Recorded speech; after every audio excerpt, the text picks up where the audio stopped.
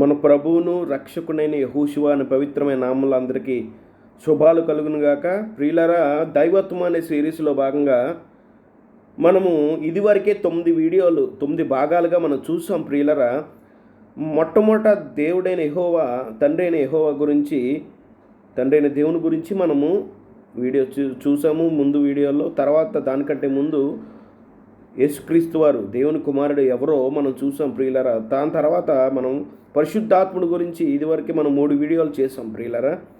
దానిలో కొనసాగింపుగా భాగంగానే ఈ వీడియో కూడా మనం చేయబోతున్నాము ప్రియులరా. నేను మీకు జ్ఞాపకం చేస్తున్నాను, దేవుడు ఎవరో మనకి తెలియకుండా ఆయనతో అన్యోన్య సంబంధం కలిగి ఉండట సాధ్యం కాదు ప్రియులరా. ఇది ప్రధానమైన పునాది ప్రియులరా. క్రైస్తవ జీవితానికి దేవుడు ఎవరో తెలుసుకోవడం చాలా ముఖ్యమైన, మరి దీనికంటే ముఖ్యమైనది ఏది లేదు. ఎందుకంటే మన దేవుని వాక్యంలో ప్రధానమైన ఆజ్ఞ ఏదంటే, ఓ ఇశ్రాయేలు వినుము, నీ దేవుడైన యెహోవా ఒక్కడే అనే మాటను మనం సరిగా అర్థం చేసుకోవాలి. దేవుడు ఎవరో, ఎంతమందో, ఒకలా ఇద్దరా ముగ్గురు కలిపితే ఒక దేవుడా అని ఈ తర్జన భర్జన పడుతుంది 2000 సంవత్సరాల నుంచి. అపోస్తులు చనిపోయిన తర్వాత విభిన్నమైన దుర్బోధలు సంఘంలో ప్రవేశించి మరి ఇబ్బంది పెడుతున్నాయి. మరి దేవుని వాక్యం ఏం చెప్తుంది? ఒక్కసారే పరిశుద్ధులకు అప్పగించబడి బోధ నిమిత్తం పోరాడమని దేవుని వాక్యం సెలవిస్తుంది ప్రియులారా. వ్యక్తిగతంగా మనం ఎవరిని ద్వేషించకూడదు ప్రియులారా. ప్రతి ఒక్కరిలోని ఏ వ్యక్తి పర్ఫెక్ట్ కాదు. కాకపోతే బోధ ఏదో సత్యము ఏదో అది మాత్రం ఒకటే ఉంటుంది, సత్యం ఒకటే ఉంటుంది. మనం ప్రతి సమస్త విషయాలను పరీక్షించి మేలైనది చేపట్టమని దేవుని వాక్యం చెప్తుంది. అందరూ మేము చెప్పేది సత్యమా అంటారు, కానీ ప్రియులరా, ఎవరు బోధించినా మనం ప్రతి ఒక్కరి బోధ బేరియా సంఘస్థుల వలె మనం పరిశీలన చేయాలి. ఈ ఎంతవరకు వాక్యానుసారంగా ఉందో మనం పరిశీలన చేయాలి. కాబట్టి నేను పెట్టిన వీడియోలు కూడా మీరు చక్కగా ఫస్ట్ పార్ట్ నుంచి కూడా చూడండి. ఇది ఎంతవరకు వాక్యానుసారం బైబిల్ పక్కన పెట్టుకొని చూడండి ప్రియులరా. దేవుడు ఎవరో మీకు అర్థమవుతుంది ప్రియులరా. నేను ఎంతవరకు సత్యం చెప్తున్నానో మరి దేవుడు సాక్షి ఉంటాడు ప్రియులరా. మీరు దయచేసి మీరు ఈ విషయాలు గమనించాలని ప్రార్థన చేస్తున్నాను. కాబట్టి నాకు పరిపూర్ణంగా బైబిల్లో అన్ని సబ్జెక్టులు తెలుసు అని నేను అనుకోవట్లేదు ప్రియులరా. అది సాధ్యం కాదు. కొన్ని మనం ఇతరుల నుంచి కూడా నేర్చుకోవాలి. నేను ఎప్పుడు నేర్చుకోవడానికి సిద్ధంగా ఉంటాను ప్రియులరా. మరి నేనేం నమ్ముతానంటే ప్రియులరా, ప్రతి ఒక్కరి దగ్గర ఏదో విషయంలో సత్యం ఉంటుందని నేను నమ్ముతాను ప్రియులరా. మనకు ఉండాల్సిన లక్షణం, ఆ వ్యక్తి పరిపూర్ణుడు కాకనప్పటికీ అతను చెప్పే బోధల్లో ఒక బోధ మాత్రం యథార్థంగా సత్యమైంది ఉంటుంది ప్రియులరా. అది మనం సేకరించే మనసు మనకు ఉండాలి. నాకు అది ఉంది ప్రియులరా. కాబట్టి దేవుడు మనం తగ్గించుకుంటే దేవుడు అనేకమైన విషయాలు మనం తెలియజేస్తాడు. అన్నీ నాకే తెలుసు అనే భావన సరైనది కాదు ప్రియులారా. మనం ఇదివరకు రెండో రాకడ గురించి వీడియోలు చేసినప్పుడు కొన్ని విషయాలు మనకి తెలియంది అంటూ ఒప్పుకోవాలి ప్రియులారా. కాబట్టి దేవుడు ఎవరు అని ఇదివరకే మనం చాలా జాగ్రత్త ప్రతి లేఖనాన్ని, అందుకనే నేను ఇది 10వ వీడియో ప్రియులారా. దీని తర్వాత ఇంకో 8 వీడియోలు మనం చేయబోతున్నాను, 7, 8 చేయబోతున్నాను. ఆ 7, 8 పూర్తి అయిన తర్వాత దైవత్వము అనే పూర్తిగా కవర్ చేశారని నేను భావిస్తున్నాను ప్రియులారా. ప్రతి లేఖనాన్ని దాదాపు అన్నీ కాదు, ఒక 100% కాదు, ఒక 80-90% అంతా నేను కవర్ చేశానని నేను భావిస్తున్నాను. కాబట్టి ప్రియులారా, మీరు సందేశాన్ని మీరు ఒక్కసారి నమ్మొద్దు, మీరు చివరి దాకా చూడండి, వాక్యాన్ని పక్కన పెట్టుకోండి. మీకు కొన్ని డౌట్లు ఉంటాయి. మరి ఈ వాక్యం ఇలా చెప్పారు బాగానే ఉంది, మరి ఆ వాక్యం సంగతి ఏంటి అని ప్రశ్నిస్తారని తెలిసే నేను 18 భాగాలుగా దైవత్వం గురించి నేను మీతో పంచుకుంటున్నాను ప్రియులారా. కాబట్టి ఈ చివరి ఆశీర్వాదం మీకు తెలుసు కదా ప్రియులారా. వాక్యం స్క్రీన్లో కనపడుతున్నట్టు ఈ మెసేజ్ ముందు వచ్చేద్దాం ప్రియులారా.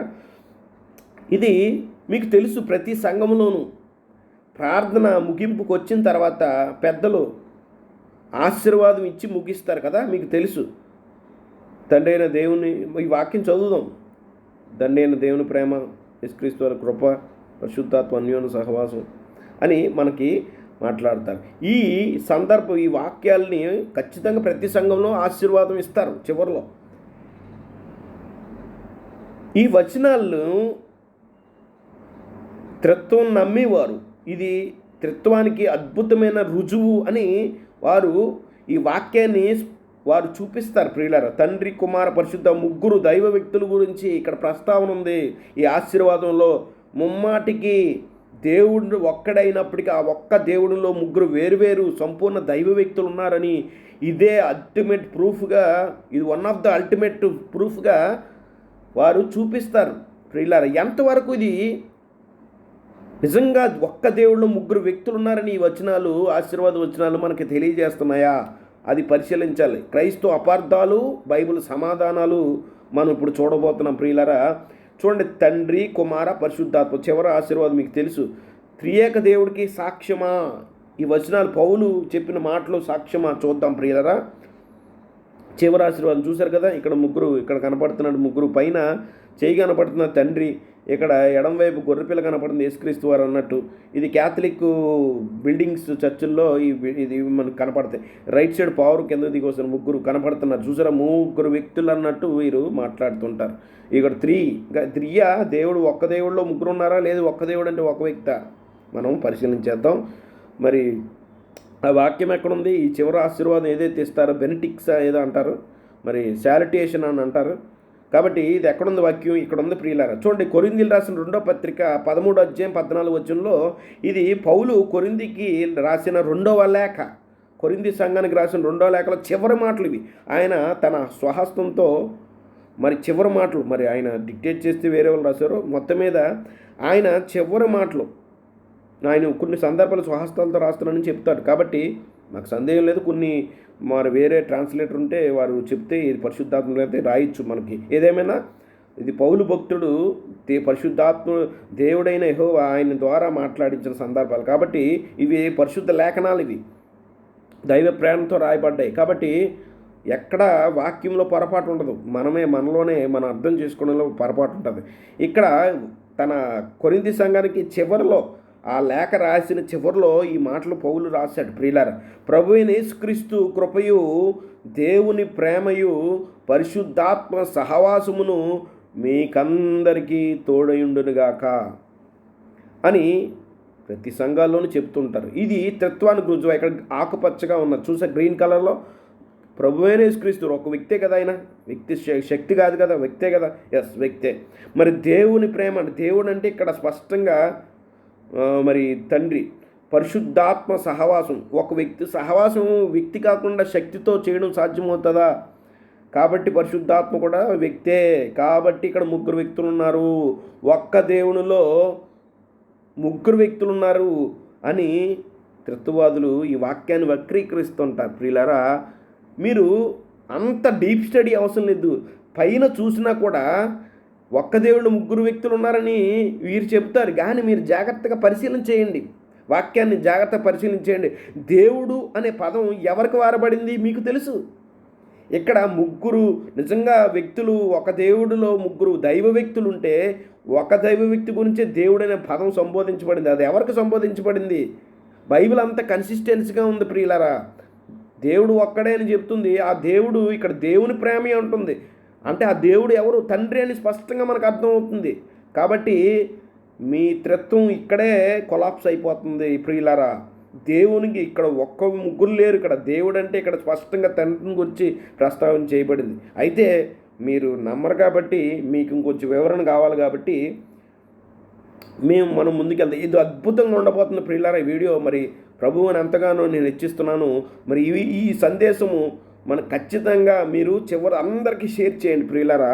నేను స్పష్టంగా చెప్పగలుగుతున్నాను, పౌలు భక్తుడు త్రిత్వాన్ని నమ్మలేదనడానికి ఇదే ప్రధానమైన మనకి ఒక ఆయుధం ప్రియులారా. వీరు ఏదైతే ఈ వాక్యాన్ని వక్రీకరించి ఇదే త్రిత్వానికి రుజువు అంటున్నారో, నేను అంటున్నాను, దేవుడు అంటున్నాడు ప్రియులారా, ఇదే త్రిత్వం నమ్మలేదని అపోస్తుడైన పౌలు త్రిత్వాన్ని అసలు నమ్మట్లేదని ఈ వాక్యము మనకు రుజువుపరుస్తుంది. మన చివరి దాకా చూస్తే మనకు అర్థమవుతుంది. వీరు చెప్పేది ఏంటంటే గ్రీన్ అంటే ఈ ముగ్గురు లాగా అనిపిస్తారు. ముగ్గురు కాదు, మనం చూద్దాం ప్రియులారా. ఇక్కడ చూడండి, వీరు ఏమంటారండి వచనం బట్టి, గాడ్ ద ఫాదర్ అంటే దేవుడు అని ఉంది కదా, గాడ్ ద ఫాదర్ అని బైబిల్ ఉంది, తండ్రి అయిన దేవుడు అని ఉంటుంది. తర్వాత ఆ ముగ్గురు వ్యక్తులు ఎవరు? ఇక్కడ ముగ్గురు వ్యక్తులు కనపడుతున్నారని త్రిత్వవాదులు చెప్తారు. God the Father, God the Son, God the Holi Spirit అని మీరు చెబుతూ ఉంటారు. గాడ్ ద ఫాదర్ అనేది వాక్యానుసారం. త్రిత్వం అనే బైబిల్లో పదమే కాదు. మరి బైబిల్ అనే పదం బైబిల్లో ఉందా? మీరు నమ్మట్లేదా? కాబట్టి త్రిత్వం అనే పదం లేనప్పటికీ దాని యొక్క కాన్సెప్ట్ త్రిత్వ బోధ అయితే స్పష్టంగా రాయబడిందని త్రిత్వవాదులు చెప్తారు. అసలు బోధ లేదు, బోధ కూడా లేదు. ఎందుకంటే మీరు గమనించండి, త్రిత్వం అనే పదం మాత్రం పక్కన పెడదాం. మరి బైబిల్లో మీరు జాగ్రత్తగా ఆదికాండం నుంచి ప్రకటన గ్రంథం వరకు పరిశీలిస్తే తండ్రి అయిన దేవుడు అని కనబడుతుంది. ముఖ్యంగా కొత్త నిబంధన పుస్తకాల్లో కుమారుడైన దేవుడు అని ఒక్క వచనం కూడా కనపడదు. యేసుప్రభు దేవుడు కాదు అని అనట్లేదు సుమా, నేను దేవుడే ఆయన, ఎందుకంటే నేను ఆల్రెడీ నిరూపించాను దేవుడే అని. అయితే ఒకే ఒక సత్యదేవుడు ఉన్నాడు, ఆయన తండ్రి. గమనించాలి, యేసుక్రీస్తు వారు దేవుని ఆ ఒక్క తండ్రి, దేవునికి కుమారుడు. అది ప్రాథమికంగా బైబిల్ చెప్తుంది. బైబిల్ దేవుని కుమారుడని చెప్తుంది తప్ప కుమారుడైన దేవుడు, గాడ్ ద సన్ అని ఒక్క రిఫరెన్స్ కూడా ఉండదు. అలాగే పరిశుద్ధాత్ముడు, దేవుని ఆత్మ, మరి కుమారుని ఆత్మ, తండ్రి ఆత్మ అని పదాలు రాయబడ్డాయి తప్ప కాన్సెప్ట్ కూడా లేదు. ఎందుకంటే పరిశుద్ధాత్ముడు, సత్యస్వరూపి ఆత్మ అని పదాలు కనపడతాయండి. పరిశుద్ధాత్మ దేవుడు అని పదం ఎక్కడా కనపడదు. ఒక అపోస్తలుల గారులో చూపిస్తారు, మీరు పరిశుద్ధాత్మని ఎలా మీరు మోసగించారు, మీరు మనుషుల్ని కాదు దేవుణ్ణే మోసగించారు. కాబట్టి చూసారా, పరిశుద్ధాత్మ దేవుడు, అక్కడ పరిశుద్ధాత్మ దేవుడు అని లేదు. పరిశుద్ధాత్మని మీరు మోసగిస్తే దేవుణ్ణి మోసగించినట్టు ఉంది, కానీ పరిశుద్ధాత్మ దేవుడు అని లేదు. అక్కడ మీరు కలిపికండి రెండు పదాలను. ఎస్, పరిశుద్ధాత్మని మరి మనం మనం మనం తోలనాడితే పరిశుద్ధాత్ముడి మీద బొంకితే మరి దేవుడి దగ్గర బొక్కినైతే, ఎందుకంటే పరిశుద్ధాత్ముడు వేరే వ్యక్తి అని, వేరే దైవ వ్యక్తిలో మూడో వ్యక్తి అని కాదు అక్కడ. మరి దేవుని ఆత్మ దేవుడిదై ఉన్నారు. మనం ఆల్రెడీ మనం చూసాం. మరి ఇవన్నీ ఎక్స్ప్లెయిన్ చేయడం కుదరదు ప్రియులారా, మీరు ముందు వీడియోలు చూస్తారు. కాబట్టి ఈ రెండు రెడ్ కలర్లో ఎందుకు పెట్టానంటే, కుమారుడైన దేవుడైన బైబిల్లో, ఎందుకంటే దేవుడు ఒక్కడే ఉండేవాడు. ఆయన పక్కన, నా పక్కన ఏ రక్షకుడు లేడు అంటున్నాడు. వీళ్ళు ఏం చెప్తారంటే, సృష్టికి ముందు అసలు ఏది చేయబడక ముందు ముగ్గురు దైవ వ్యక్తులు, సంపూర్ణ దైవ వ్యక్తులు ఒకటిగా ఉన్నారట. బైబిల్ అలా చెప్పట్లేదు. బైబిల్ దేవుడు ఒక్కడే ఉన్నాడు, ఆయన తండ్రి అయిన దేవుడు, ఆయన ద్వారా కుమారుడు ప్రత్యక్షమయ్యాడు. కాబట్టి ముగ్గురు లేరని విషయాన్ని గమనించాలి. కాబట్టి బైబిల్లో ఎక్కడ కుమారుడైన దేవుడు అని ఉండదు, పరిశుద్ధాత్మ దేవుడు అని. ఎందుకంటే తండ్రి అయిన దేవుడు అని ఉంటుంది, కుమారుడైన దేవుడు, పరిశుద్ధాత్మ దేవుడు అని ఉండదు. మీరు గమనించాలి, ఈ భేదాలను గమనించాలి. నేను స్పష్టంగా చెప్తున్నాను, ఈ వచనాలు చూపించి ఎవరైనా దేవుడు ఒక్క దేవుడు ముగ్గురు వ్యక్తులు ఉన్నారని చెబుతుంటే వారి గొయ్య వారే తీసుకుంటున్నారు ప్రియులారా. ఎందుకు తెలుసా, ఇది పౌలు కొరింథీ సంఘానికి చివరిలో, దీని అర్థం ఏంటో చూద్దాం ప్రియులారా. నేను వివరించకుండా ఉన్న ప్రియులారా, ఖచ్చితంగా మరి ఇక్కడ యేసుక్రీస్తు వారు మరి ఆయన వ్యక్తే అంటున్నారు, దేవుడు తండ్రి కూడా వ్యక్తి అన్నారు. మరి పరిశుద్ధాత్ముడు బై డిఫాల్ట్ వ్యక్తి అవ్వాలి కదా, ఆయన వ్యక్తే. కాకపోతే వీరు చెప్పినట్టు మూడో వ్యక్తి కాదు. మరి ఏంటో మనం చూద్దాం ప్రియులారా. కాబట్టి ఇది పౌలు చివరిలో రాసిన మాటలు. నిజంగా పౌలు త్రిత్వ దేవుణ్ణి నమ్మాడా అంటే, దేవుడు ఒక్కడే కానీ ఆ ఒక్క దేవుళ్ళు ముగ్గురు దైవ వ్యక్తులు ఉన్నారని పౌలు నమ్మాడా? మేము ఆల్రెడీ నమ్మలేదు, ఏ యూదుడు అలా నమ్మడని మనము నిరూపించాము ఇదివరకే. మొదటి ఆజ్ఞ మీకు తెలుసా అని దాంట్లో మనం నిరూపించాం. మీకు ఇంకా క్లారిటీ కోసం, నిజంగా పౌలు ముగ్గురు వ్యక్తుల్ని, దైవ వ్యక్తులు, సమాన హోదా, ఈక్వల్, ఇటర్నల్ దైవ వ్యక్తులు ముగ్గురు ఉంటే ముగ్గురిని గౌరవించాలి కదా. మరి ఇది ఒక నెల చూద్దాం. పౌలు ఇది వారు గొయ్యి ఎలా తీసుకుంటున్నారు తెలుసా ప్రియులరా. పౌలు ఆయన 13-14 లేఖలు రాశారు కదా. మరి హెబ్రీ పత్రిక మరి పౌలు అంటారు, కొంతమంది వేరే వాళ్ళు అంటారు. నాకు అంత జ్ఞానం లేదు ప్రియులరా, మరి నాకు ఆ విషయంలో క్లారిటీ లేదు. ఏదైనా పౌలు అని అనుకుంటున్నాను, అది నా అభిప్రాయం మాత్రమే అంటే అనుకుంటున్నాను. మరి పౌలు హెబ్రీ పత్రిక కూడా ఆయన రాశారని నేను అనుకుంటున్నాను. సుమా, అది తప్పైతే నన్ను క్షమించాలి. అయితే పౌలు రాసిన ఈ 13 లేఖల్లో ఆయన ఎలా ఏం సంబంధించాడు, ముగ్గురు వ్యక్తులు ఉన్నారని, దేవుళ్ళలో ముగ్గురు వ్యక్తులు దైవ సమానులు ఉన్నారని రాశాడా? లేఖలో ఎలా రాశాడు చూడండి. ఆయన లేఖ ఏ సంఘానికైనా లెటర్ రాసి ముందు, లెటర్ కదా లేఖ రాశాడు, లెటర్ రాసి ముందు ఆయన ఏమని సంబోధించాడు చూడండి. ఇక్కడ ఆయన ఎంతమంది ఉన్నారని నమ్మాడు? దేవుళ్ళు ముగ్గురు వ్యక్తులు దైవ సమానులు ఉన్నారని నమ్మాడా పౌలు? మీరు ఈ వచనాలు చూపించి ముగ్గురు ఉన్నారు దేవుళ్ళో అని చెబితే పౌలు మరి అది కన్సిస్టెన్సీ ఉండాలి కదా. చూడండి, రోమపత్రిక, ఆయన రాసిన రోమపత్రిక 1:3 మన తండ్రి అయిన దేవుడు, స్పష్టంగా దేవుడు తండ్రి అని ఇక్కడ స్పష్టంగా తెలియజేస్తున్నాడు. దేవుని నుండి ప్రభు అయిన యేసుక్రీస్తు నుండి, ఆయన ప్రభు, ఆయన 1 కొరింథీ 8:6 మనం చూసాం, మనకు దేవుడు ఒక్కడే ఉన్నాడు, ఆయన తండ్రి, మనకు ప్రభు ఒక్కడే ఉన్నాడు, ఆయన యేసుక్రీస్తు అని పక్క క్లారిటీ. ఒక్క దేవుళ్ళు ముగ్గురు వ్యక్తులు ఉన్నారని నమ్మలేదా? స్పష్టంగా ఒక్కడే దేవుడు, ఆ ఒక్క దేవుడు ముగ్గురు వ్యక్తులు అన్నది ఆయన మరి అపార్థం చేసుకుంటాడు. స్పష్టంగా ఒక్కడే దేవుడు ఉన్నాడు, ఆయన తండ్రి. ముగ్గురు దైవ వ్యక్తులు కలిస్తేనే దేవుడు అని లేదు అక్కడ. ఒక్క వ్యక్తే ఉన్నారు, ఆయన తండ్రి, ఆయన మాత్రమే దేవుడు ఒక్కడే అని స్పష్టంగా చెప్తున్నాడు. ఇక్కడ కూడా ఆయన రోమపత్రిక రాసిన ఏం రాశారు? తండ్రి అయిన దేవుని నుండి ప్రభు అయిన యేసుక్రీస్తు. ఎంతమంది వ్యక్తులు కనబడుతున్నారు ఇక్కడ? బ్లూ కలర్ యేసుక్రీస్తు, పరలోకంలో తండ్రి ఉంటారు కదా, బ్లూ కలర్లో పెట్టడం జరిగింది. రెడ్ కలర్ అంటే మనం శరీర రీతిగా మానవుడిగా యేసు ప్రభు రక్త మాంసములతో వచ్చాడు కాబట్టి రెడ్ కలర్ మీకు అర్థం అవడం కోసం పెట్టాను సుమా.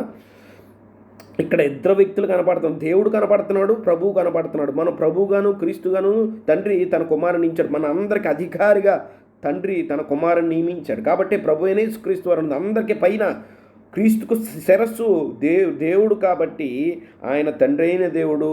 Is the only true god. ఒకే ఒక సత్యదేవుడు, నువ్వు పంపిన యేసుక్రీస్తుని ఎరుగుటే నిత్య జీవమని యేసుక్రీస్తు గారు చెప్పారు. అంటే యేసుప్రభువు వారు దేవుడు కాదని, ఆయన ఒక్క దేవునికి సొంత కుమారుడు, సొంత తండ్రిలోంచి వచ్చాడు ఆయన. కాబట్టి ఆయన తండ్రిలోంచి, ఆ ఒక్క దేవుడిలోంచి ఈ ప్రతిరూపం ప్రత్యక్షత వచ్చిందని మనం నమ్మాలి ప్రియులారా. కాబట్టి పౌలు కొరింథీ పత్రిక 1:1-3 ఆయన ఎలాగా గ్రీటింగ్స్ రాస్తున్నాడు, శుభాలు, ప్రైజ్ ది లార్డ్ అంటాం కదా ప్రియులారా. చక్కగా లేఖ రాసి ముందు ఆశీర్వాదం ఎలాగిస్తున్నాడు చూడండి. మనకు 1 కొరింథీ మన తండ్రి అయిన దేవుని నుండి ప్రభు అయిన యేసుక్రీస్తు నుండి. కొరింథీయులకు 2వ పత్రిక 1:2 మన మీది ఏ వచనం? కొరింథీయులకు 2వ పత్రిక 13 చివరి మాటలు, చివరి అధ్యాయం ఇది, చివరి మాటలు. మరి అదే కొరింథీ పౌలు 2 కొరింథీ 1:2 మన తండ్రి అయిన దేవుడు. పౌలు పక్కా క్లారిటీగా ఉన్నాడు ప్రియులారా. మన తండ్రి అయిన దేవుడు ఆ ఎవరట? తండ్రి, ముగ్గురు వ్యక్తులు కాదు అక్కడ.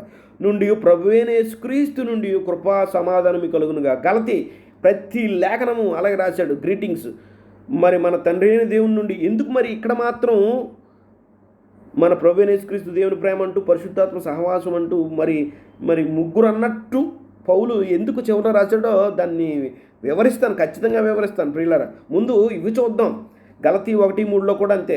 ఎఫెసీ 1:2 కూడా మన తండ్రి అయిన దేవుని నుండి ప్రభువైన యేసుక్రీస్తు నుండి కన్సిస్టెన్సీ ఉండాలి ప్రియులారా. ఎక్కడైనా పౌలు ఏమి నమ్మాడో మీరు గమనించండి ఈ వచనాల ద్వారా.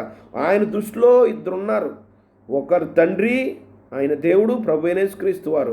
యేసుక్రీస్తు వారు అందరికీ ప్రభు అంటే అధికారి. ఆయన మన ప్రభు, మనకి అధికారి. అఫ్కోర్స్ ఈయన దేవుడే. నేను ఆల్రెడీ నిరూపించాను ఫస్ట్ పార్ట్లో ప్రియులరా. Everything should produce after its own kind అని దేవుడు ఒక చట్టాన్ని నియమించాడు ఆది కాండంలో ప్రియులరా. సమస్తమును తన జాతి ప్రకారము అవి కలగాలని దేవుడు చేశాడు. ఎందుకు తెలుసా? ఏ జాతిది ఆ జాతే పుడుతుంది. దేవుడు ఒక్కడే ఉన్నాడు, ఆయన తండ్రి, ఆ తండ్రిలో నుంచి వచ్చాడు.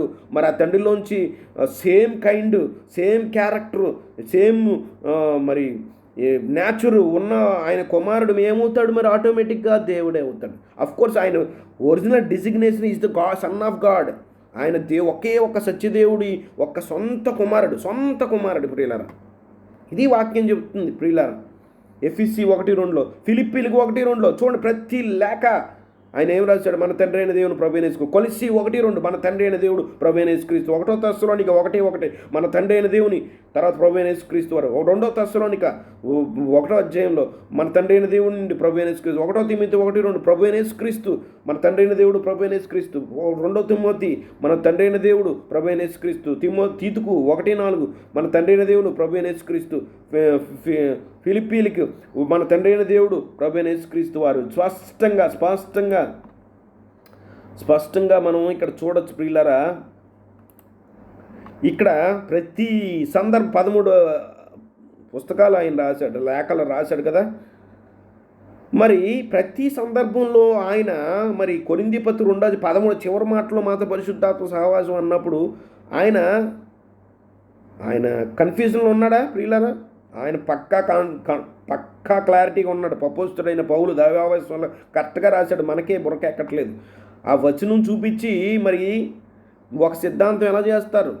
అయినా సరే ఆ వాక్యం స్పష్టంగా చాలా క్లియర్, ఈజీ అర్థం చేసుకోవడం.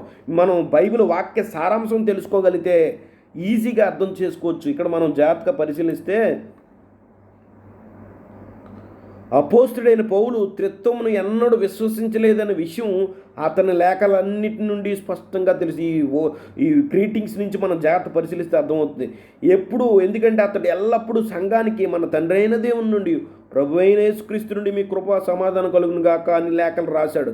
పౌలు ఈ లేఖనాల కనీసం 13 అటువంటి శుభాకాంక్షలు అతడు త్రిత్వాన్ని విశ్వసించినందున సంఘాలకు తన శుభాకాంక్షలు త్రిత్వంలో 3వ వ్యక్తిగా పరిశుద్ధాత్మను ఎప్పుడూ చేర్చలేదు. కాబట్టి మీకు అర్థమైందా ఆ వాక్యం? మరి ఎందుకీ బ్రదర్ ఎన్ని చెప్తున్నారు?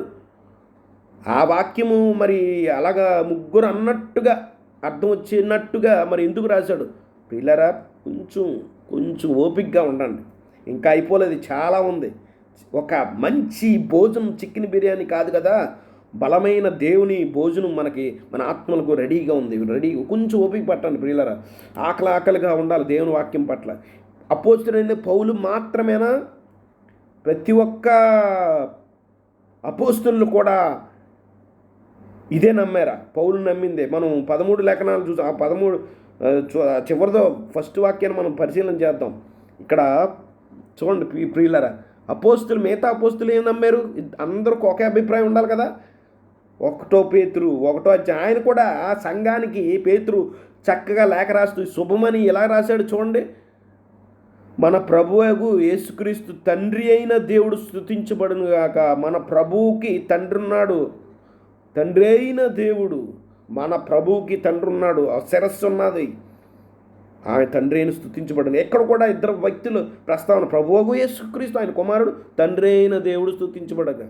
మన క్రీస్తు ద్వారా అంటే తన కుమారుడి ద్వారా అల్టిమేట్గా దేవునికి తండ్రికి స్తుతులు రావాలి అని కలగాలి అని ప్రార్థన చేశాడు. పేతురు రాసిన 2 పేతురు 1:1 చూడండి, మొదటి వచనంలోనే అపోస్తలుడైన పేతురు రాశాడు, యేసుక్రీస్తు దాసుడును అపోస్తలుడైన సీమోను పేతురు మన దేవుని యొక్క రక్షకుడైన యేసుక్రీస్తు యొక్క నీతిని బట్టి మా వలనే అమూల్యమైన విశ్వాసం పొందు వారికి శుభమని చెప్పి వ్రాయినది. మీకు ఇంకో డౌట్ రావచ్చు, మత్తయి సువార్త 28వ అధ్యాయంలో తండ్రి కుమార్ ఆ వచనాలు కూడా చూద్దాం నెక్స్ట్ వీడియోలో. అందుకే నెక్స్ట్ ఏంటంటే ప్రియులారా, ఒక్క వీడియోలో అన్ని డౌట్లు అన్ని రిఫరెన్స్లకి సమాధానం మనం చెప్పడం సాధ్యం కాదు ప్రియులారా. ఇది 2000 సంవత్సరాల నుంచి నలుగుతున్న ఏదో ఒక్క వీడియోతో అన్నిటికీ న్యాయం చేసేద్దామంటే కుదరదు, అలా న్యాయం కుదరదు. కాబట్టి అవి వచనాలు కూడా మనం తర్వాత చూద్దాం.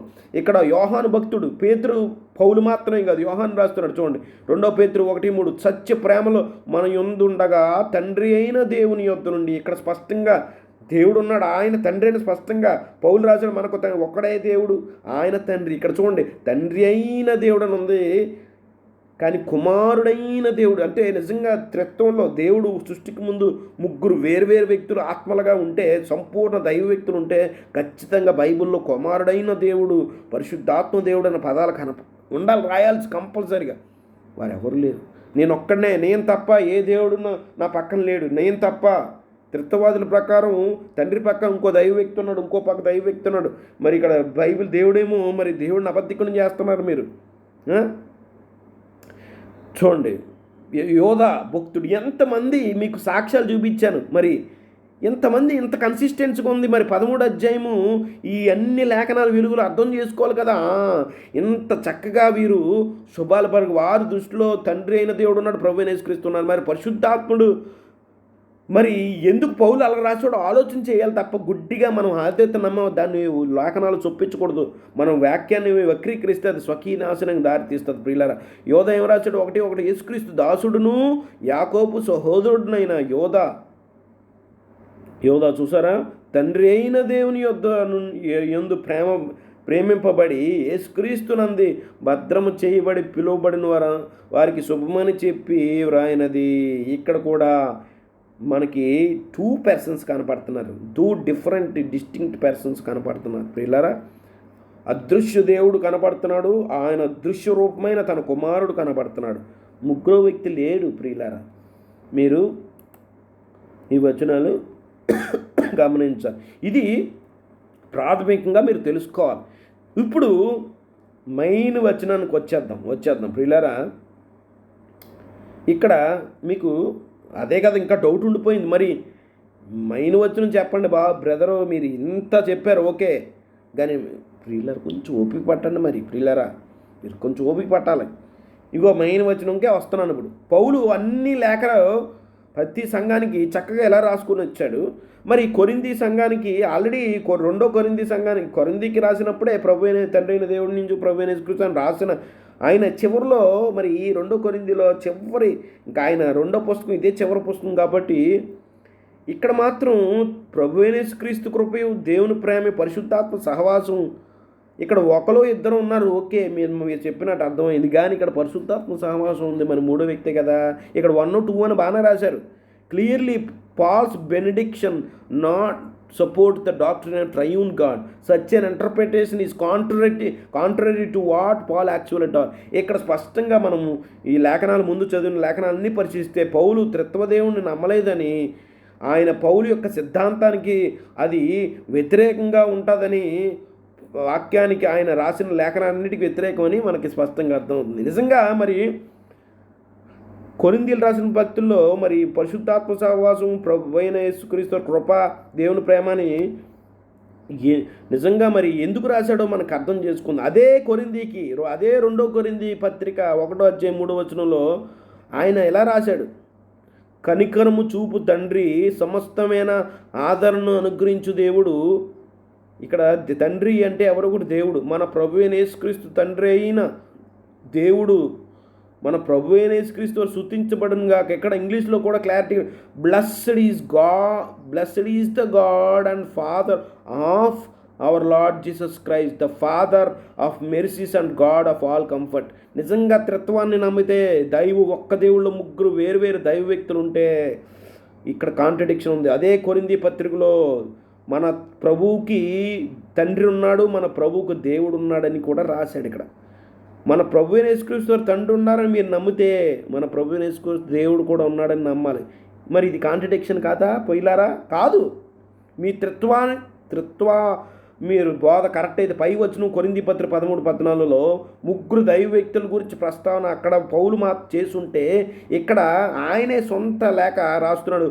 మన ప్రభు అయిన యేసుక్రీస్తు వారికి తండ్రి ఉన్నాడు ఒక ఆయన ప్రభు అయిన యేసుక్రీస్తు దేవుడు అయి ఉన్నాడు అని వాక్యం స్పష్టంగా పౌలు చెప్పే సాక్ష్యం. మరి ఇక్కడ త్రిత్వానికి ఎక్కడ చోటు ఉంది? లేదు ప్రియులారా. ఎందుకు పరిశుద్ధాత్మ సహవాసం అంటే చూద్దాం. ఇక్కడ స్పష్టంగా మన ప్రభు అయిన యేసుక్రీస్తు వారి తండ్రి ఉన్నాడు అని మనం అందరూ త్రిత్వవాదులు కూడా అంగీకరిస్తారు. ప్రభు అయిన యేసుక్రీస్తు తండ్రి ఉన్నారు, ఆయన తండ్రి అయిన దేవుడైన యెహోవా అని చెప్తూ ఉంటారు. మరి ఆయనకి యేసుక్రీస్తు వారికి దేవుడు కూడా ఉన్నాడని ఇక్కడ వచనం చెప్తుంది. The God and father of our Lord Jesus Christ అని రాస్తున్నాడు. మరి ఒక్క సాక్ష్యమే కాదు, ఇక్కడ త్రిత్వం లేదు ప్రియులారా. చివరి ఆశీర్వాదంలో ఏదైతే ఉందో త్రిత్వం అనేది ఆ కాన్సెప్టే లేదు. పౌలు మిగతా అన్నిటికీ విరుద్ధం. దాని వివరణ మీకు చెప్తాను. ఇక్కడ పౌలు మాత్రమే యేసుక్రీస్తు వారికి తండ్రి ఉన్నాడు, యేసుక్రీస్తు వారికి దేవుడు ఉన్నాడని పౌలు మాత్రమే చెబుతున్నాడు. ఒక సాక్ష్యం కాదు, మీకు ముగ్గురు సాక్ష్యాలు చూపిస్తారు. 2-3 సాక్ష్యాల మీదట ఒక మాట స్థిరపరచబడుతుంది. ఒకడు ఫస్ట్ మీకు పౌలు దాని పై లేఖనం వివరిస్తాను ప్రియులారా. చాలా ఇంట్రెస్టింగ్ ఉంటుంది ఈ సబ్జెక్ట్. ఇది కానీ మీరు అర్థం చేసుకుంటే త్రిత్వం అనేది నాన్ సెన్స్ అని ఈజీగా మీరు మీకు అర్థమైపోతుంది. కాబట్టి పౌలు ఒక్కడే సాక్ష్యం చెప్పాడా యేసుక్రీస్తు వారి తండ్రి ఉన్నాడు దేవుడు ఉన్నాడు? సాక్షాత్తు మనకి 2-3 సాక్ష్యాలు కనబడాలి కదా. సాక్షాత్ యేసు ప్రభు వారు ఏమన్నారు చూడండి. మన ప్రభు అయిన యేసుక్రీస్తు వారి సాక్ష్యమే చూద్దాం.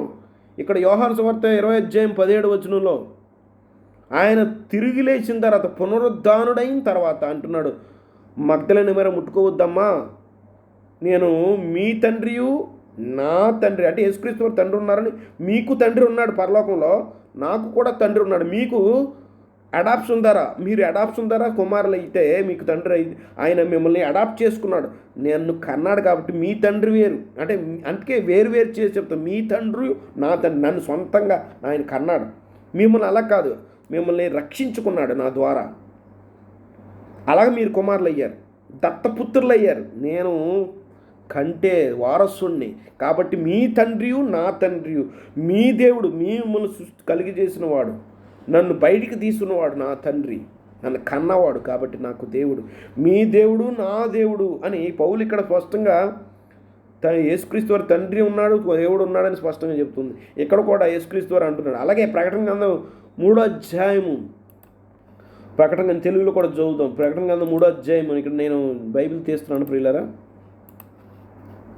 చివరి తెలుగులో కూడా ఉంటుంది, స్పష్టంగా ఉంటుందని. ఇక్కడ ఇంగ్లీష్లో చూడండి.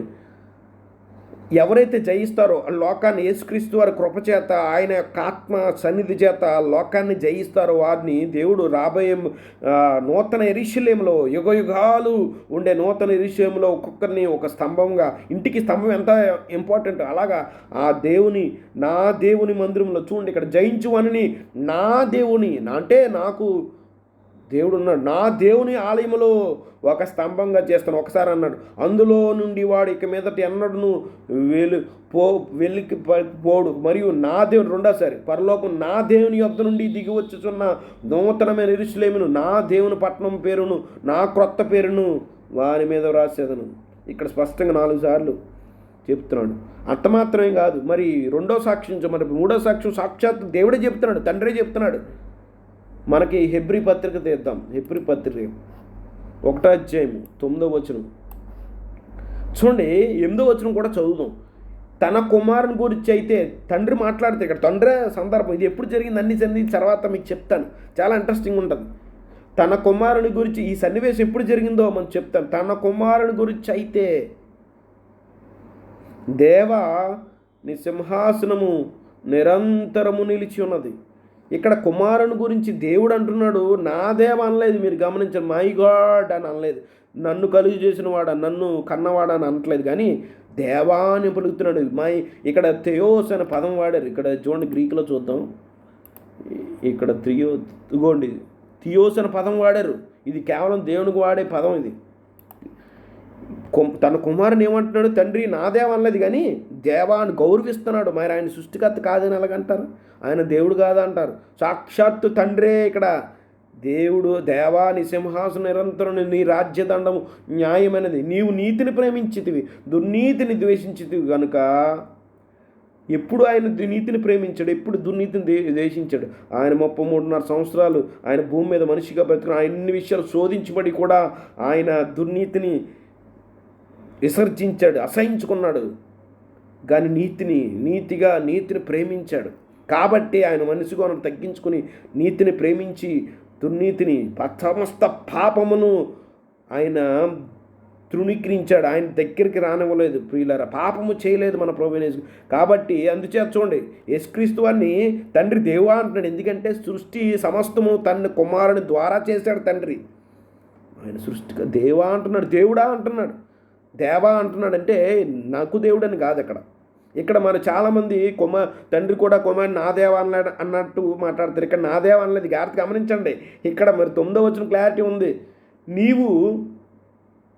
నీవు అంటే కుమారుడా నీతిని ప్రేమించి దుర్నీతి ద్వేషించదు కనుక అందుచేత దేవుడు నీతోటి వారికంటే నిన్ను, ఇక్కడ ఇంగ్లీష్లో నిన్ను అధికంగా ఇచ్చింది చూడండి. ఇక్కడ తప్పు ట్రాన్స్లేట్ చేశారు,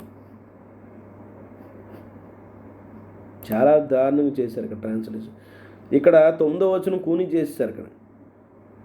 ఇక్కడ స్పష్టంగా కుమారుడిని దేవా అన్నాడు. ఎందుకంటే ఆయన సమస్త సృష్టి చేశాడు, ఆయన ద్వారా యేసయ్య ద్వారానే తండ్రి చేశాడు. కాబట్టి ఆయన అర్హుడు, దేవుడే. మరి ఎందుకంటే దేవుడే అని తండ్రి అయిన దేవుడు అంటున్నాడు కుమారుణ్ణి. అఫ్కోర్స్ ఒరిజినల్ డిజిగ్నేషన్ ఏంటంటే ఆయన దేవుని కుమారుడు, ఆ ఒక్కదే సత్యదేవుని కుమారుడు, ఆ సత్యదేవుని కుమారుడు దేవుడే అవుతాడు. మరి అందుకే దేవా అంటున్నాడు. ఇందులో కాంట్రడిక్షన్ ఎక్కడా లేదు. వెళ్ళారా, నీవు నీతిని ప్రేమించి, తండ్రి అయిన దేవుడు మాట్లాడుతూ నీతి ప్రేమించదు కనుక అందుచేత దేవుడు నీ దేవుడు నీతోటి వారి కంటే నేను ఎక్కువ అతికించాను. చూడండి, you have loved righteousness and hated lawlessness, so God అని తండ్రి మాట్లాడుతూ, ఓ కుమారుడా, ఓ దేవా, నా దేవా కాదు, నీ దేవుడు అంటే నేను నిన్ను ఇతరుల కంటే ఎక్కువగా హెచ్చించి ఆనంద తైలంతో అభిషేకించానని దేవుడు, తండ్రి అయిన దేవుడు మాట్లాడుతున్నాడు. గమనించారు అక్కడ? తండ్రి అయిన దేవుడు కుమారుని, మా దేవా నువ్వు సమస్తాన్ని కలుగు చేసావు, నీ రాజధాని న్యాయమైందే అంటూ మాట్లాడుతూ, దేవా నీ దేవుడు అంటే నేను, నీకు దేవుడినైనా నేను అందరికంటే ఎక్కువగా నిన్ను ఆనంద తైలంతో అభిషేకించానని తండ్రి మాట్లాడుతుంది. ఇక్కడ తండ్రి కూడా సాక్ష్యం ఇస్తున్నాడు కుమారుడికి, నేను దేవుడినై ఉన్నాను. యేసుక్రీస్తు ద్వారా అనడమే కాదు, ఇక్కడ సాక్షాత్తు తండ్రి అయిన దేవుడు కూడా అంటున్నాడు, పౌలు కూడా అంటున్నాడు. కాబట్టి ముందు ఈ విషయాల క్లారిటీ రావాలి. పౌలు మరి మీకు కొరింథీ పత్రికలో త్రిత్వాన్ని నమ్మే ఇక్కడ రాశాడు అనడానికి లేదు, ఎందుకంటే మీకు క్లారిటీ చెప్పాను. మీకు ఇంకొంచెం మీకు ముందుకు వెళ్తాను, అసలు దాని యొక్క వివరణ ఏంటో మీకు చూపిస్తాను పిల్లరా, మీకు వచనం చూపిస్తాను. ఇది మీకు అర్థమైంది కదా ఇప్పుడు దాకా? పై వచనాన్ని అర్థం భావాన్ని మీకు వివరిస్తాను ఇంకా మీ క్లారిటీ కోసం. వచనాన్ని చూడండి, పౌలు యొక్క నమ్మిన సిద్ధాంతం ఏంటో. కొరింథీయుల 1 కొరింథీ 8:4-6 చదువుదాం ప్రియులరా, తీద్దాం. కంపల్సరీగా చదవాలి ఇవి. 1 కొరింథీ, అదే కొరింథీ సంఘానికి 8:4-6 చదువుదాం. కాబట్టి విగ్రహములకు బలిగా అర్పించిన వాటి తినుట విషయం స్పష్టంగా రాస్తున్నాడు. చూడండి, మన కాంటెక్స్ట్ చదువుదాం. ఆయన ఏమంటున్నాడు? లోకమందు విగ్రహం ఒట్టిదనియు ఒక్కడే దేవుడు తప్ప మరొక దేవుడు లేడిని ఎరుగుదుము. ఒక్క దేవుడు అంటే ఆ ఒక్క దేవుడు ముగ్గురు వ్యక్తులా అని పౌలు అదే నమ్మాడా? కాదు. దేవతలు అనబడిన వారు, ప్రభులు అనబడిన అనేకులు ఉన్నారు.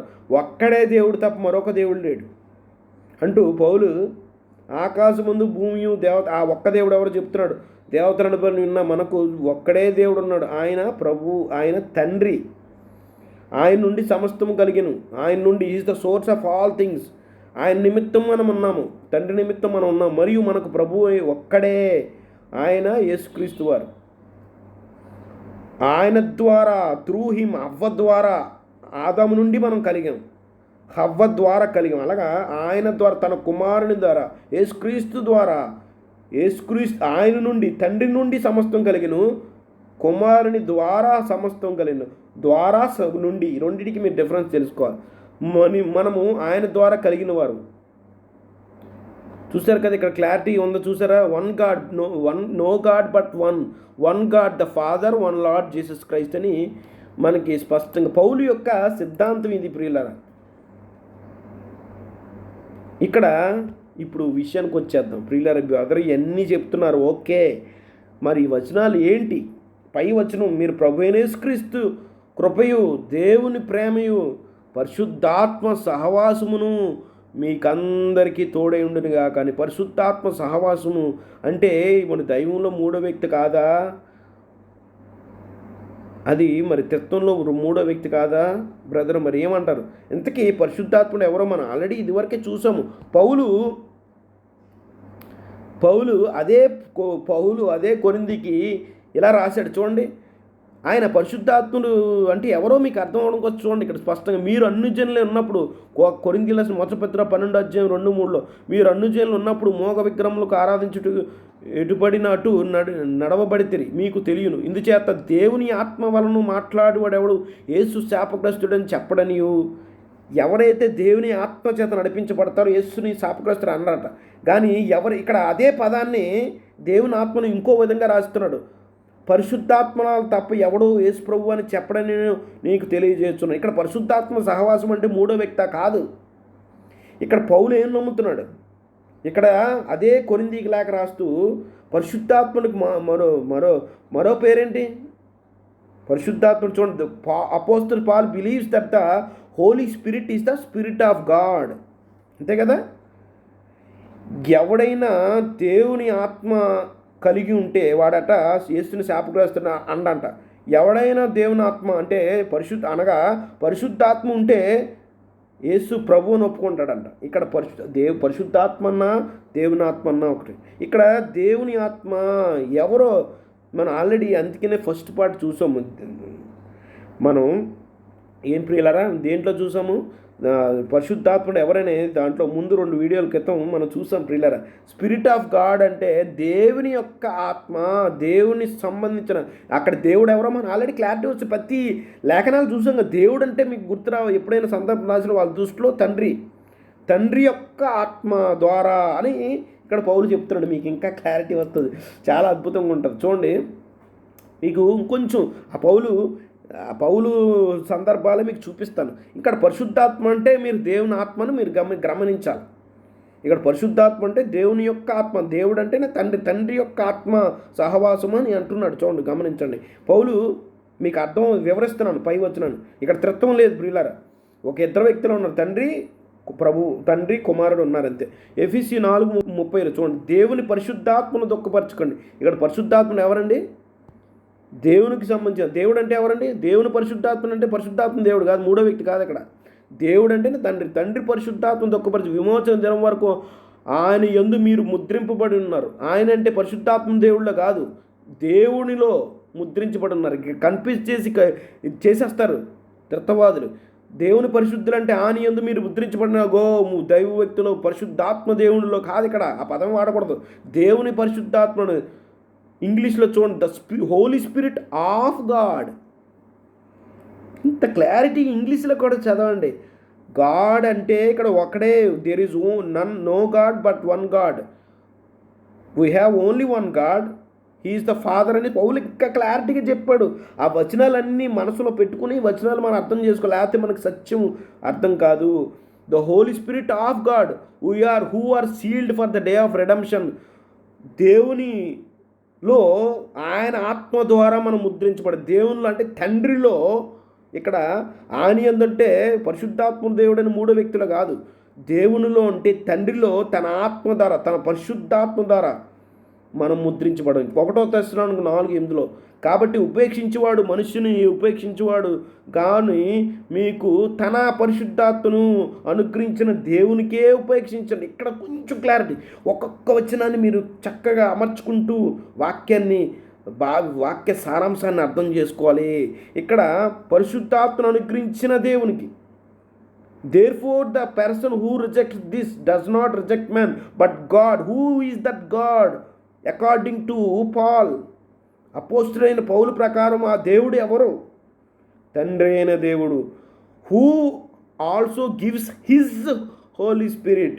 ఆయన ఆ పరిశుద్ధాత్మ మూడో వ్యక్తిని కాదు, తన పరిశుద్ధాత్మ అనుగ్రహం ఉపేక్షించడు, దేవునిచే తండ్రి అయిన దేవుడు మనకి తన వేరే మూడో వ్యక్తిని ఇవ్వలేదు, తన పరిశుద్ధాత్మని ఇక్కడ. But God who also gives his Holy Spirit. God the Father gives his Holy spirit, not somebody third person of Trinity. మీకు అందుకని ఫస్ట్ పార్ట్ చూడండి, పరిశుద్ధాత్ముడి గురించి అప్పుడే క్లారిటీ వస్తుంది. The spirit of man is not a separate individual to the man himself. ఆ వ్యక్తికి వేరుగా మనిషి యొక్క ఆత్మ వేరే వ్యక్తి కాదు. అలాగే దేవుని ఆత్మ లేదా పరిశుద్ధాత్మ తండ్రికి వేరుగా వేరే వ్యక్తి కాదు. ఈ సత్యము ఎంత త్వరగా తెలుసుకుంటే మీరంతా ఈ త్రిత్వ బోధలోంచి బయటకు వస్తారు. ఇంకా అయిపోలేదు, ఇంకా చాలా మ్యాటర్ ఉంది ప్రియులరా. మీకు ఇంకా అర్థం అవడం కోసం ఇక్కడ స్పష్టంగా అర్థం, దేవుడట తండ్రి. ఇక్కడ దేవుడు అంటేనే తండ్రి, మీరు ఫిక్స్ చేసుకోవాలి. ఇక్కడ పౌలు మాట్లాడుతున్న ప్రతిసారి దేవుడు అంటే ఇక్కడ తండ్రి, మన కాంటెక్స్ట్ బట్టి. ఇక్కడ యేసుక్రీస్తు అని దేవుడు అన్నాడు, యోహాను అన్నాడు, ఆదియందు వాక్యం ఉండెను అంటే కుమారుడు ఉండెను, కుమారుడు తండ్రి యొద్ద ఉండెను అంటే దేవుని యొద్ద ఉండెను, కుమారుడు దేవుడై ఉండెను అంటే వాక్యం అంటే కుమారుడు. మరి ఆయన దేవుడని స్పష్టంగా చెప్తాడు. ఇది తండ్రే చెప్తున్నాడు, దేవా అని చెప్తున్నాడు, మనమెవరు కాదనడానికి. తండ్రే తన కుమారుని దేవా అని పిలుస్తున్నాడు, నా దేవా అనలేదు. చాలా డిఫరెన్స్ ఉంది దేవా అనడానికి నా దేవా అనడానికి. There is much difference.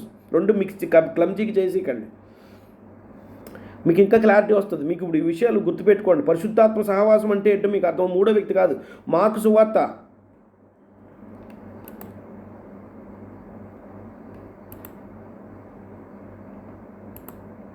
ఒక్క నిమిషం ప్రియులారా. మార్కు సువార్త నేను వచనం చూస్తున్నాను.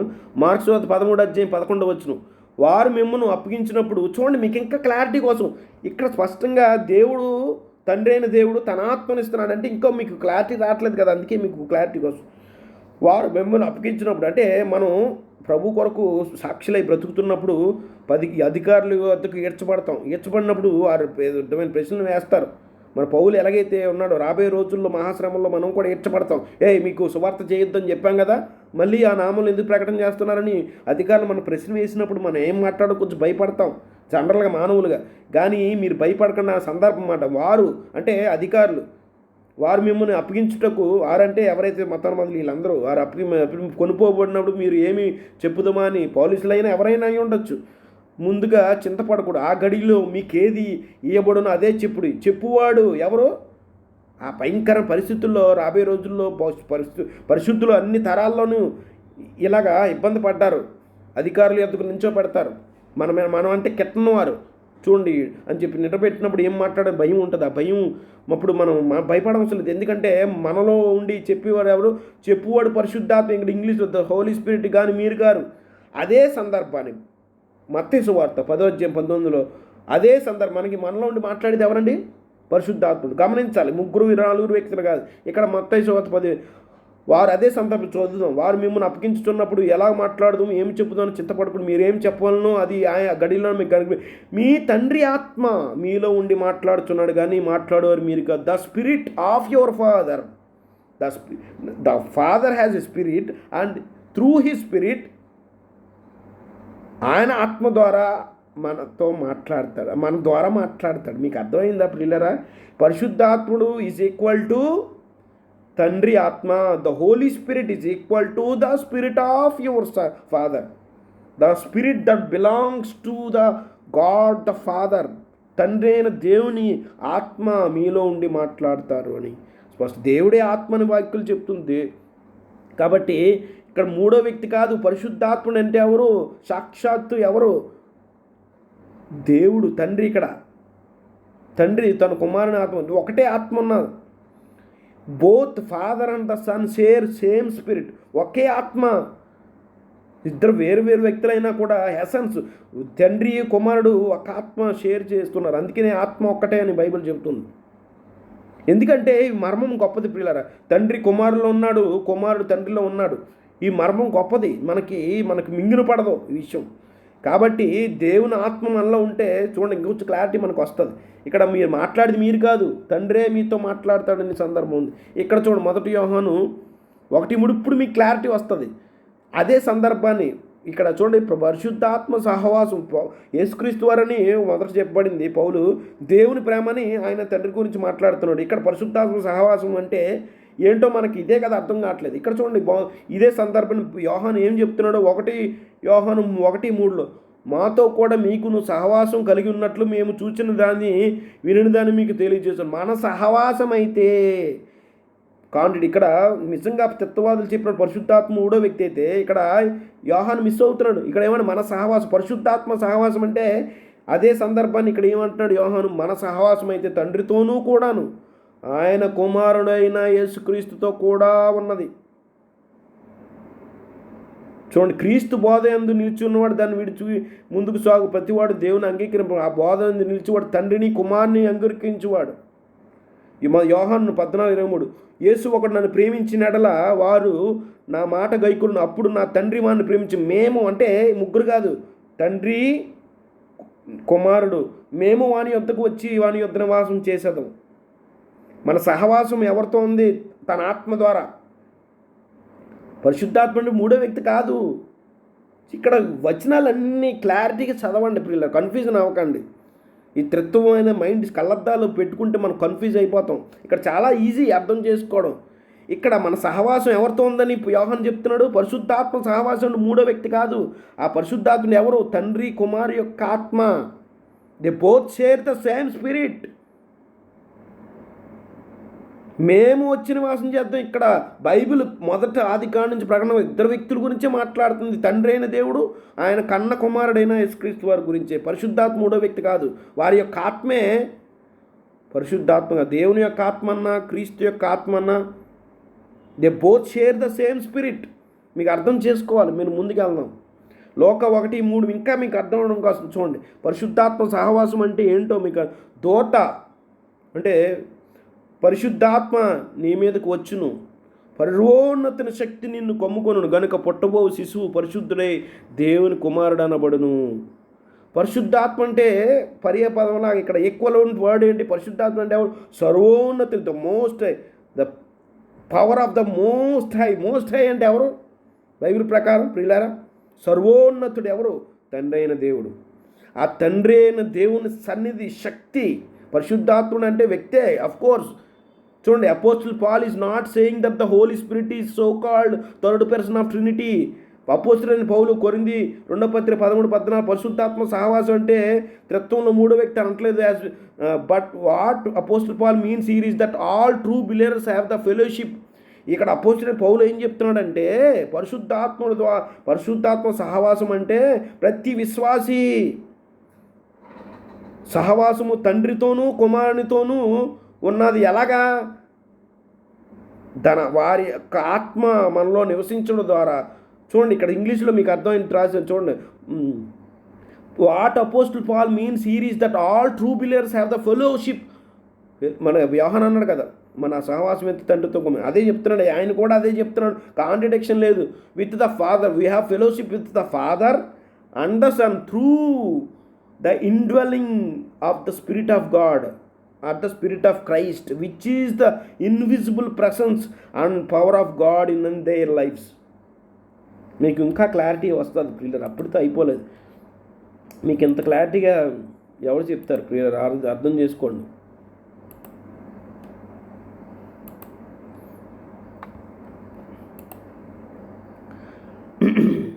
చూసారు కదా,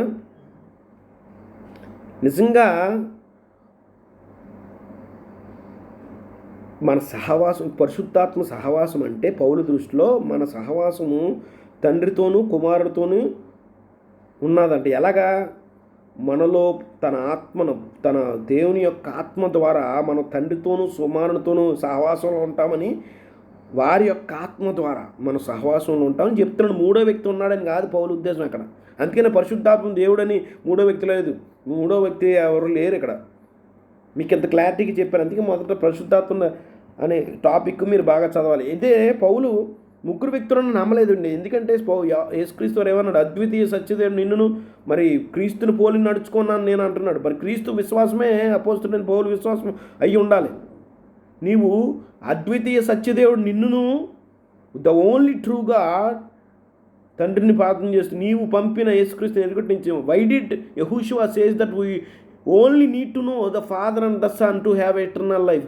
ఎందుకు ఇక్కడ యేసుప్రభు వారు ఇద్దరిని మాత్రం మనం ఎరిగి ఉండాలి, అప్పుడే మనకు నిత్యజీవం అంటున్నాడు. ఎందుకంటే పరిశుద్ధాత్ముడు థర్డ్ పర్సన్, కో ఈక్వల్, కో ఇటర్నల్ పర్సన్ కాదు. యేసుక్రీస్తు వారి దృష్టిలో పరిశుద్ధాత్మ దేవుడని వీరు చెప్పే పరిశుద్ధాత్మ దేవుడు, త్రిత్వవాదులు చెప్పే పరిశుద్ధాత్ముడు కో ఈక్వల్, కో ఇటర్నల్ పర్సన్ కాదు, మూడో వ్యక్తి కాదు. ఇక్కడ యేసుక్రీస్తు వారు మీకు నిత్యజీవం కావాలంటే ఇద్దరి యందు విశ్వాసం ఉంచాలంటున్నారు. తండ్రి యందు ఒకే ఒక సత్యదేవుడు తండ్రి, ఆయన సొంత కుమారుడు అద్వితీయ కుమారుని యందు విశ్వాసం ఉంచడం, ఆయన పంపాడు, ఆయన కన్నాడు, ఆయన పంపాడని నమ్మితేనే మనం నిత్యజీవం ప్రియులారా.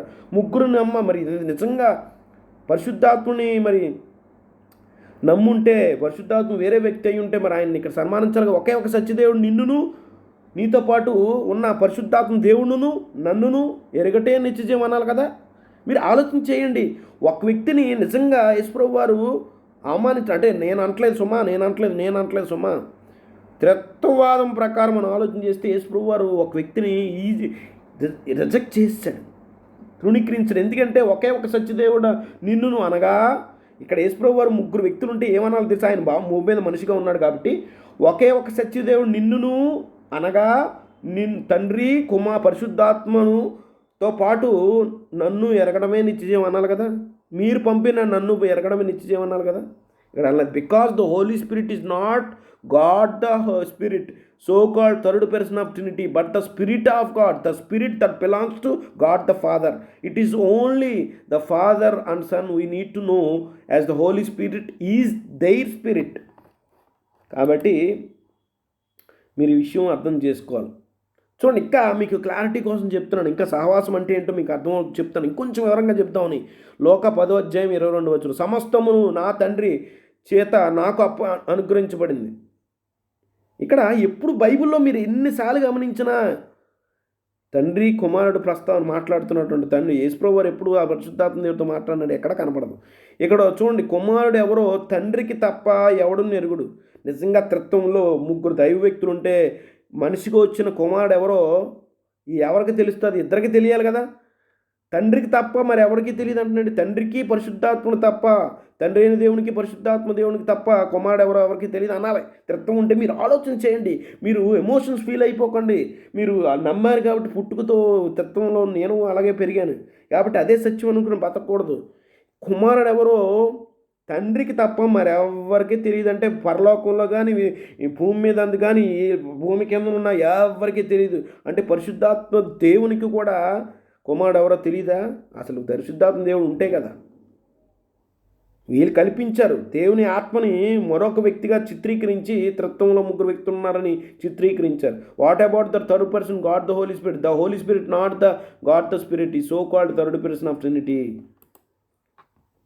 చూడండి, the fact that apostle Paul never believed in the trinity is absolute clear from all the apostles. నిజంగా ఒక ఇన్సల్ట్.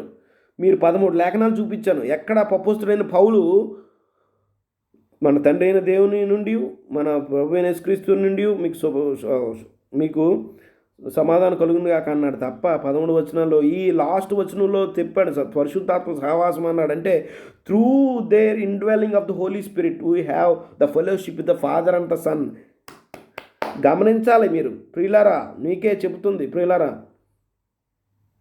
పరిశుద్ధాత్మ సహవాసం, పరిశుద్ధాత్మ ద్వారా మన సహవాసం తండ్రితో కుమారుడితో ఉందని చెప్తున్నాడు. ఎంత పక్కా క్లారిటీ. అందుకనే మనం ఆయన ఆత్మను, మనం కుమారుని యొక్క ఆత్మను కలిగి ఉంటే బై డిఫాల్ట్ దేవుని ఆత్మను కలిగి ఉంటాం. చూడండి, పౌలు పెద్ద ఇన్సల్ట్, ఇది ఇన్సల్ట్. నిజంగా పరిశుద్ధాత్ముడిని ఆయన 13 లేఖనాల్లో ఎక్కడ ప్రస్తావన తేలేదు. 13 లేఖనాల్లో గొప్ప ఇన్సల్ట్ పరిశుద్ధాత్మ దేవుడికి. మీరు చెప్పినట్టుగా పౌలు ఇన్సల్ట్ చేసాడని అనట్లేదు. పౌలు అసలు నిజంగా మీరు చెప్పినట్టు దైవంలో ముగ్గురు వ్యక్తులు, వేరు వ్యక్తులు ఉంటే అపోస్తలుడైన పౌలు పరిశుద్ధాత్మ దేవుణ్ణి మర్చిపోయి చాలా ఇన్సల్ట్ చేసినట్టు. కానీ పౌలు అన్నాడు ఇన్సల్ట్ చేయలేదు, ఆయన ఎక్కడ త్రిత్వాన్ని నమ్మలేదు అనే విషయాన్ని గమనించండి. చూడండి, the fact that Apostle Paul never believed in the Trinity is absolutely clear from all his apostles, as he always greets the church with the words, grace to you and peace from God our Father and the Lord Jesus Christ. There are at least 13 such greetings in the writings of Paul, as in the case of Romans 1:7 and Colossians 1:2. Note that the Paul never includes the Holy Spirit in his greetings to the churches because he did not believe in the Trinity. ఆయన ఎక్కడ పరిశుద్ధాత్ముడు సహవాసము, పరిశుద్ధాత్మ ప్రేమని ఎక్కడ గ్రీటింగ్స్లో ఆయన తెలియజేయలేదు. ఎందుకంటే ఈ డిడెంట్ బిలీవ్, ఆయన నమ్మలేదు మూడో వ్యక్తి అని. ఒక దేవుడు ఉన్నాడు, ఆయన కుమారుడు, ఇద్దరు వ్యక్తులు ఉన్నారని నమ్మాడు. కానీ పౌలు మూడో వ్యక్తి ఉన్నాడు నమ్మలేదు. ఈ clearly understood that there are only true persons. ఆయన స్పష్టంగా అర్థం చేసుకుని ఇద్దరు వ్యక్తులు ఉన్నారు. గాడ్ ద ఫాదర్, దేవుడు తండ్రి అయిన దేవుడు, ప్రభు అయిన యేసుక్రీస్తు వారని నమ్మాడు. And that the Holi spirit is not the third person but the spirit is the presence and power of god. పరిశుద్ధాత్మ దేవుని యొక్క ప్రత్యక్ష సన్నిధి, ఆయన యొక్క శక్తి. శక్తి అంటే కేవలం గాలి గీలి కాదు, పరిశుద్ధాత్మ వ్యక్తి. సాక్షాత్తు తండ్రి కుమారుని మనలో నివసిస్తారు. మేము వచ్చి వాడిని యొద్దనే నివాసం చేస్తాం. చూడండి, through which the father and the son indwell and have fellowship with all the true believers. కాబట్టి ఇది విషయం. పై వచనాల్లో మనం చూసాం కదా, అపోస్తలుడైన పౌలు తిత్వవాదులు తప్పుడుగా అర్థం చేసుకున్నట్లు పరిశుద్ధాత్మ తిత్వానికి చెందిన మూడో వ్యక్తి అని పిలవడం పడటం లేదు. ఇక్కడ అపోస్తలుడైన పౌలు ఉద్దేశం ఏమిటంటే, ఇక్కడ పరిశుద్ధాత్మ సహవాసం అని మూడో వ్యక్తి గురించి కాదు అక్కడ ఆయన ఉద్దేశం. ఇక్కడ అపోస్తలుడైన పౌలు ఉద్దేశం ఏమిటంటే, నిజమైన విశ్వాసులందరూ తమ జీవితంలో దేవుని యొక్క సన్నిధిని మరియు సర్వోన్నత శక్తి అయిన పరిశుద్ధాత్మ యొక్క నింపుదల ద్వారా తండ్రి మరియు కుమారునితో సహవాసం కలిగి ఉంటారని రాశాడు. ఇది దాని యొక్క మర్మం. ప్రియులారా, బైబిల్లో అబ్బా తండ్రి అని తన కుమారుని ఆత్మను మన హృదయంలోని పంపించాడు అని పౌలు చెప్తున్నాడు. పరిశుద్ధాత్ముడు ప్రభువే ఆత్మ. ప్రభు ఎవరు? యేసుక్రీస్తు వారే పరిశుద్ధాత్ముడని పౌలు స్పష్టంగా లేఖ రాశాడు. ప్రభువే ఆత్మ, కుమారుని ఆత్మను మన హృదయంలో, కుమారుని ఆత్మను, పరిశుద్ధాత్మను మరో పేరు కుమారుని ఆత్మ. కుమారుని ఆత్మ మనలో ఉంటే సాక్షాత్తు దేవుని ఆత్మ మనలో కలిగి ఉంటాం. ఎందుకంటే there is only one spirit. ఎలాగా తండ్రిలో కుమారుడు ఉన్నాడు, వారు భూమి మీదకి రాకముందు యేసుప్రభువు వారు ఆత్మరూపిగా ఉన్నాడు కదా, ఆయన తండ్రిలో కుమారుడు ఉన్నారు. సేమ్ సబ్స్టెన్స్ మీకు అర్థమైన భాషలో మీకు చూపించాను. పెద్ద శిఖరం ఉంది, ఆ శిఖరం నుంచి రాయి తీస్తే అందులో ఉంటుంది. ఆటోమేటిక్గా ఇది మనకు వస్తే, ఈ రాయి మనం చేతిలో ఉంటే ఆటోమేటిక్గా కొండ ఉన్నట్టే కాదా? మీరు చెప్పండి ప్రియులారా, ఆలోచించండి. ఇప్పుడు పెద్ద కొండ ఉంది ప్రియులారా, పెద్ద కొండ శిఖరం ఉంది. శిఖరంలోంచి ఒక రాయిని వేరు చేసాం. ఇప్పుడు రాయి ఏజు శిఖరం ఏజు ఒకటే కాదా? సేమ్ ఏజు, ఒకటే సబ్స్టెన్సా? ఇప్పుడు మన చేతిలో రాయి ఉంటే ఆ కొండ కూడా మనలో ఉన్నట్టే కాదా? అంటే మరి కొండ ఎలాగుంటుంది అని అనకండి. నా ఉద్దేశం, కొండ క్యారెక్టరిస్టిక్స్ అన్నీ మన చేతిలో రాయిలో ఉన్నట్టే కదా. కాబట్టి ఇది మన పరిశుద్ధాన్ని ప్రభు అయిన యేసుక్రీస్తు వారి ప్రేమ. ఇక్కడ అల్టిమేట్గా పౌలు ఏం చెప్తాడు? ప్రభు అయిన యేసుక్రీస్తు వారి యొక్క కృపయు దేవుని ప్రేమయు అంటే పరిశుద్ధాత్మ సహవాసం. ఆ పరిశుద్ధాత్మ ద్వారా, పరిశుద్ధాత్మ దేవుడు కాదు, పరిశుద్ధాత్మ ద్వారా మన సహవాసము ఆ ఇరువురితో ఉంటుంది అని పౌలు మీరు జాగ్రత్తగా తన ఆత్మను కలిగి ఉండాలి. అప్పుడే మీ సహవాసం మీరు తండ్రితో కుమారునితో ఉంటుందని ఓ ఉద్దేశంతో రాశాడు తప్ప ఇక్కడ త్రిత్వానికి చూడలేదు. ఇక్కడ స్పష్టంగా పౌలు త్రిత్వాన్ని నమ్మట్లేదని, ఇది భయంకరం రుజువు. ఎవరైతే ఈ వాక్యాన్ని వక్రీకరించి త్రిత్వానికి నిరూపించడానికి ఉపయోగిస్తారో వారు గొయ్యి వారే తీసుకుంటున్నారు. పౌలు త్రిత్వాన్ని నమ్మలేదు. ఇది గ్రేటెస్ట్ ప్రూఫ్. త్రిత్వం, దేవుడు త్రిత్వమై లేడని ఇది గొప్ప నిజం సాక్ష్యం ప్రియులారా. దేవుడు మరి సాక్ష్యాన్ని మన కళ్ళు తెరిచిన విధానం బట్టి సమస్త మహిమ మన ప్రభు యేసుక్రీస్తు ద్వారా తన తండ్రి అయిన దేవునికి వచ్చిన గాక.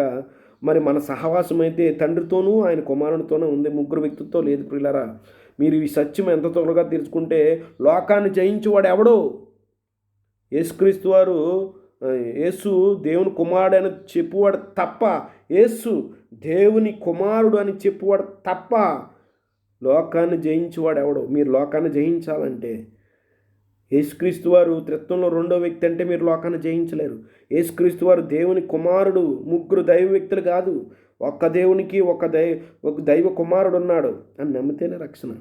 కాబట్టి ప్రియులారా, ఈ మెసేజ్ చాలా మీరు సత్యం తెలుసుకున్నానని భావిస్తున్నాను. మీకు కొంచెం స్పిరిట్ ఆఫ్ గాడ్ అంటే పరిశుద్ధాత్మ దేవుని ఆత్మనే ఒకటే మనం పౌలే చెప్పాడు కొరింథీ పత్రికలో.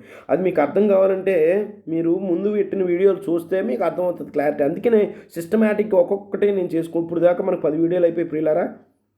ఇంకా నేను 6 నుంచి 8 వీడియోలు చేయాలనుకుంటున్నాను. అప్పుడుతో త్రిత్వం, అదే దైవత్వం అనే గాడ్ సిరీస్ పూర్తి చేయాలనుకుంటున్నాను ప్రియులారా. నా ముందు ఇంకా మరి ఎన్నో మరి ఉన్నాయి, నాది ముందు లక్ష్యాలు ఉన్నాయి ప్రియులారా. అవన్నీ మీతో షేర్ చేసుకొని ఆశపడుతున్నాను. కాబట్టి ముందు మనం అనేకమైన సిరీస్, ఆత్మల ప్రపంచం అనే సిరీస్ చేయబోతున్నాము. ప్రపంచ వ్యవస్థ, ఏక వ్యవస్థ అని దాని అద్భుతమైన సిరీస్ చేయబోతున్నాము. చాలా సిరీసులు దేవుని చిత్తమైతే, మన ప్రభు యేసుక్రీస్తు వారి చిత్తమైతే మనం తప్పక అవన్నీ మనం చక్కగా పంచుకుందాం, ఒకరినొకరు షార్ప్ చేసుకుని తప్పే ఉంది ప్రియులారా. మనం షార్ప్ చేసుకుందాం. ఐరన్ షార్ప్స్ ఐరన్ అని ఉంది బైబిల్లో. ఇక్కడ ఈ గోల్కి మనం పోకూడదు. నేను అంటే కోర్స్ నేను చాలా పాపులర్ కాదు కదా, నా మాటలు ఈ గుంపు ఈ మెసేజ్ అనుకుంటారు. కాబట్టి ఎవరో చాలామంది చూడడానికి కూడా మెసేజ్ ఇష్టపడరు. ఎందుకంటే నిజమే, తప్పలేదు. ఎందుకంటే 100 మెసేజ్లు యూట్యూబ్లో వస్తాయి, అందరూ చెప్పింది ఏదో కరెక్ట్ అంటారు. కాకపోతే